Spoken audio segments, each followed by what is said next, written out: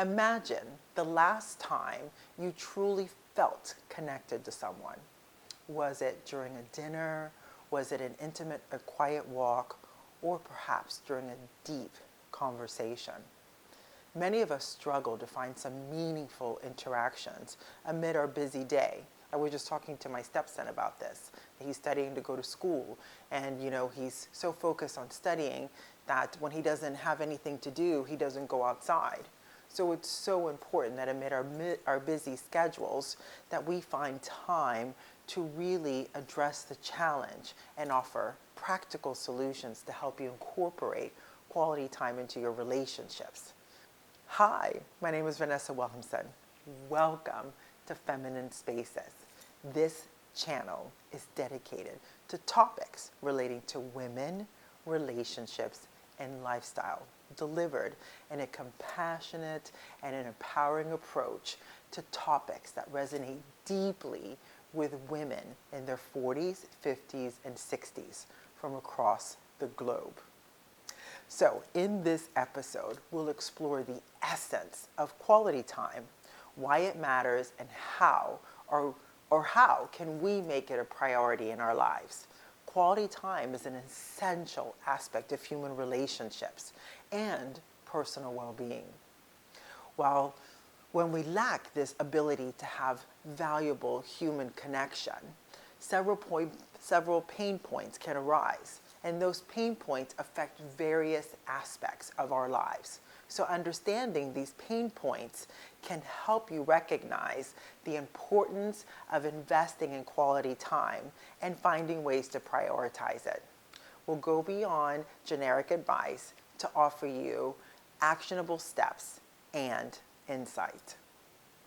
Let's define quality time, because quality time is more than just being physically present. It's about engaging fully with someone. It's about sharing experiences. It's about creating memories that strengthen the bond.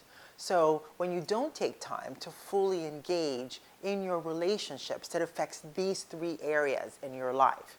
It impacts on your relationship, it affects your mental health, and there are consequences to your own personal development. So the question is, how does a lack of investing quality time in your relationships, how does it impact you? Well, there's three different ways. It's communication breakdown, it's also emotional distancing, and it increases conflict in your relationships. So the first one, when it comes to communication breakdown, and understanding how when you don't invest quality time in your relationships, how they break down. So communication is one of the first places where there's a breakdown in your relationship, because without quality time, meaningful communication with your other person tends to suffer. Conversations become superficial, and it leads to misunderstandings and a lack of deep connection. The second one is the emotional distancing, because when you become resentful and you're angry in your relationships, the last thing you want to do is see that person. So the emotional distance in the relationship, it may become strained because there's no emotional bond, like your emotional bond is weakened. And your partners, your friends, your family members, they might feel neglected or unimportant in your life, which can lead to huge amounts of resentment.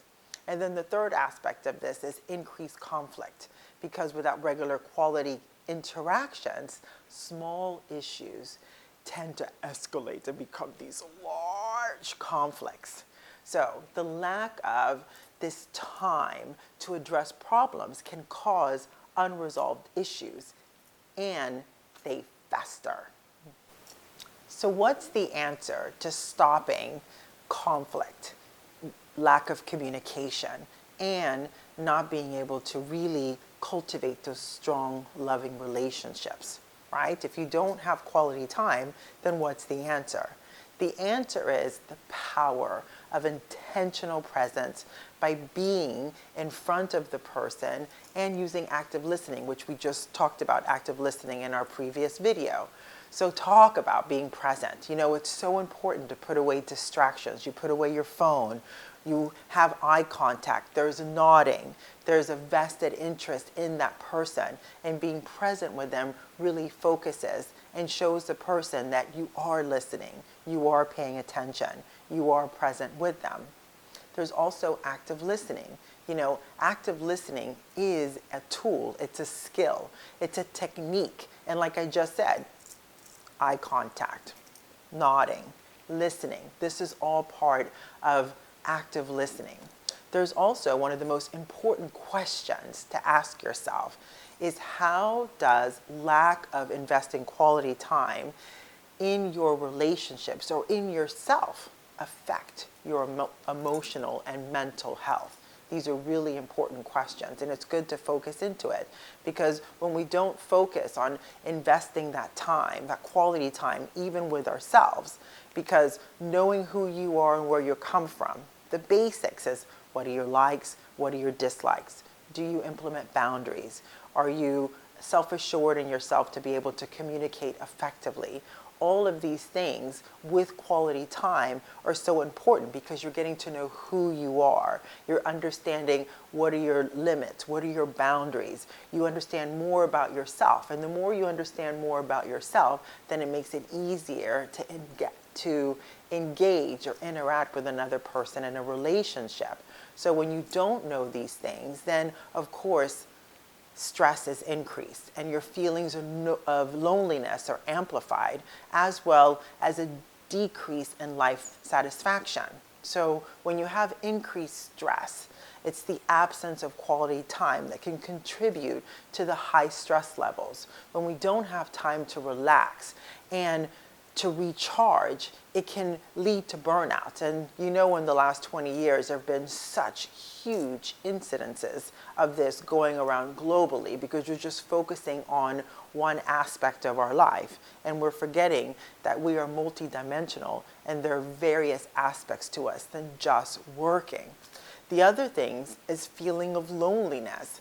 Individuals might feel isolated or lonely when they don't have any opportunities to truly engage in meaningful interactions with loved ones.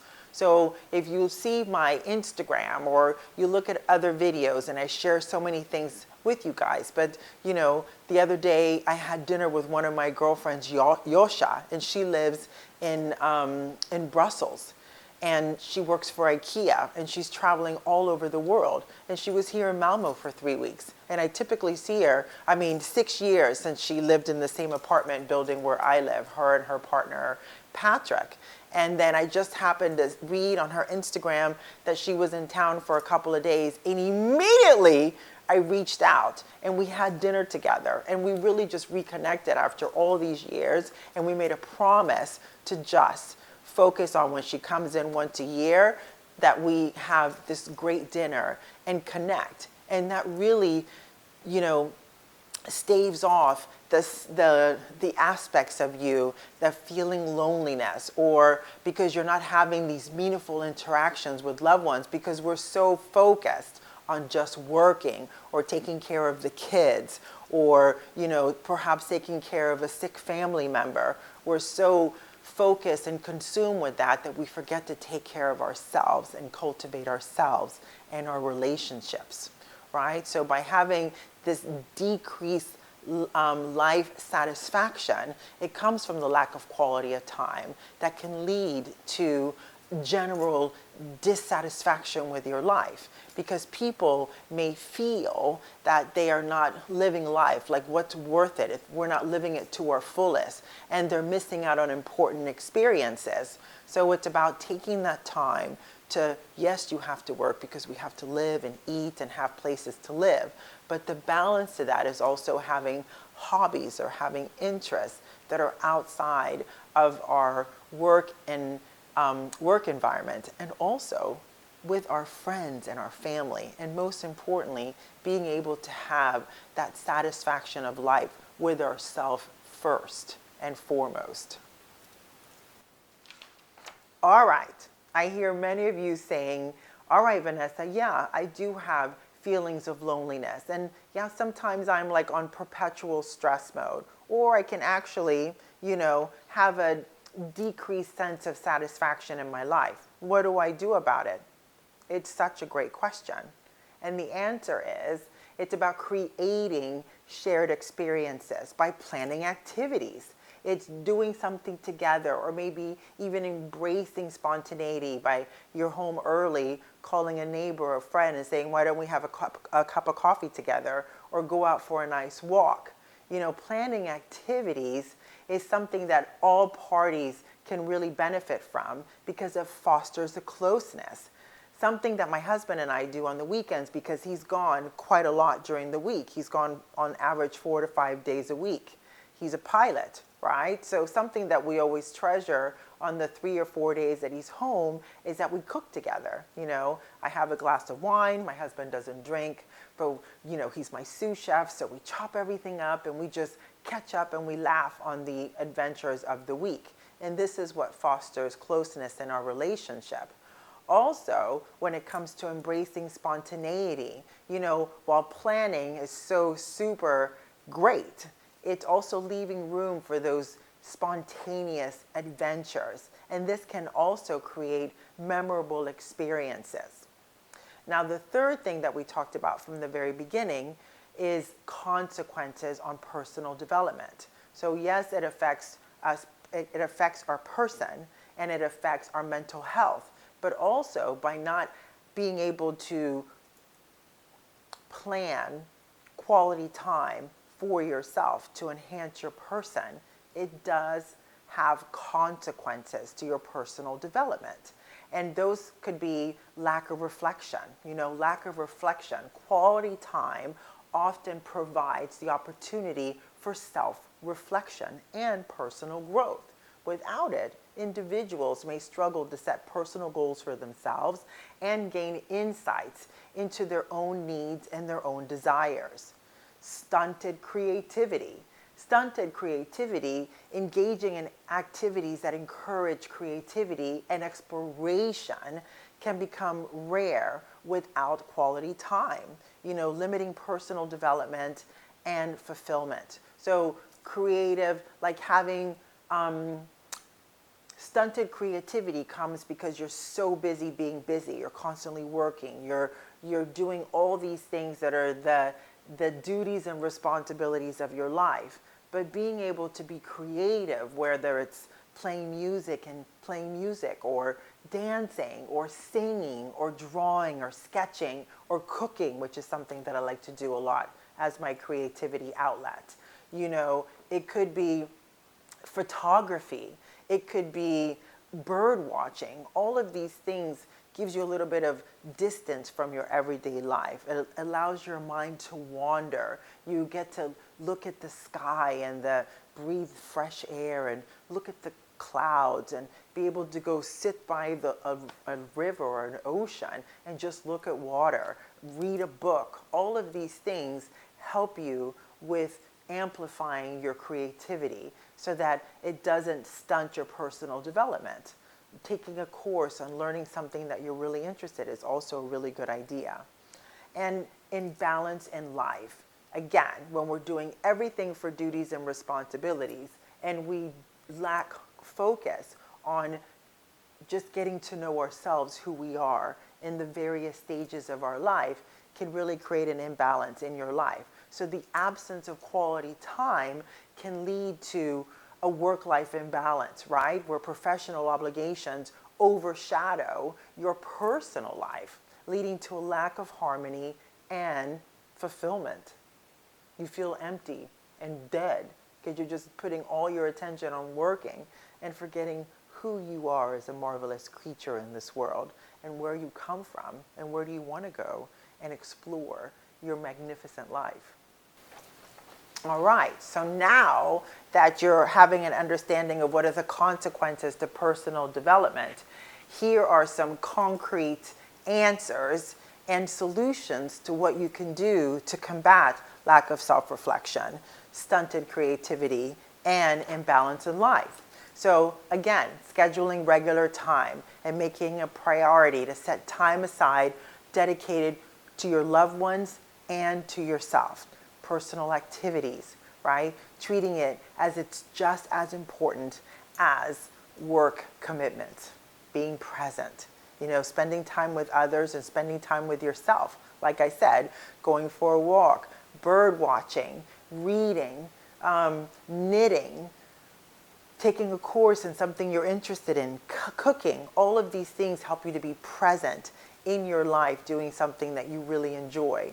Also, when you're engaging in shared activities, it could be playing tennis with somebody else. It could be part of a book club. It could also be part of a walking or running club, and then you go for a cup of coffee and a nice big piece of cake afterwards. Or practicing mindfulness.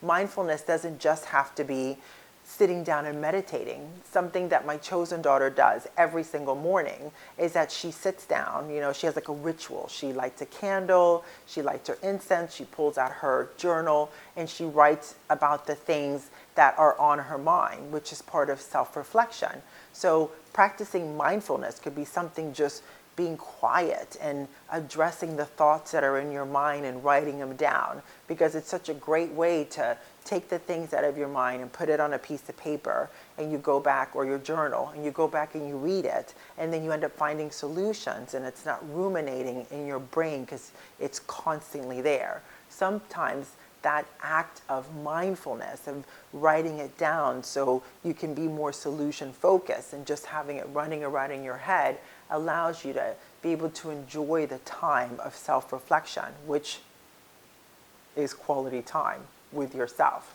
And also understanding different needs. I mean, the way that you communicate with yourself how you're feeling or not feeling is going to be different than the way you communicate with your best friend or with your siblings or with your family, right? So not all relationships are the same.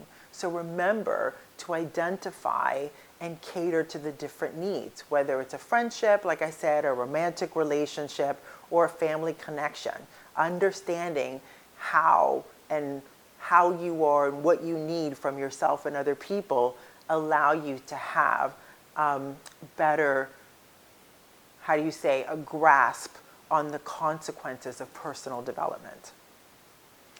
One of the beautiful things about quality time with your family is that it really kind of hones in on your cultural traditions that emphasize togetherness, right? In societies that prioritize communal gatherings or family time together, they create strong community bonds with their family members and their friends and their colleagues. And these traditions really emphasize the power of togetherness. And in order to be together with another person, you really have to plan out quality time so that you get to know yourself and you get to really commune with the people that are closest to you, that are so important and you love so very much. So the importance of quality time in a relationship is that it really does improve communication, stronger emotional connections, and a greater overall happiness. By recognizing the pain points associated with the lack of quality time, we can take proactive steps to improve our relationships, improve our mental health and personal growth, leading to more balanced and fulfilled life. So I trust that you found this topic useful and you will benefit greatly as you implement it into your everyday life. Remember to stay open and connect and grow from the experience that is your life. Thank you so very much for being here. I am so thankful that you guys take time out to come and listen and participate and build this beautiful community, and that you enjoy this episode of Quality Time, prioritizing meaningful moments together.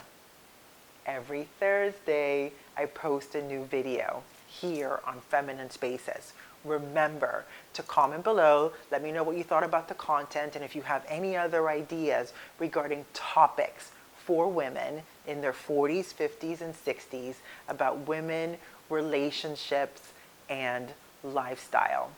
Subscribe to the channel, Go check me out on Instagram. I'm always putting out these 1 minute, I call them your dailies.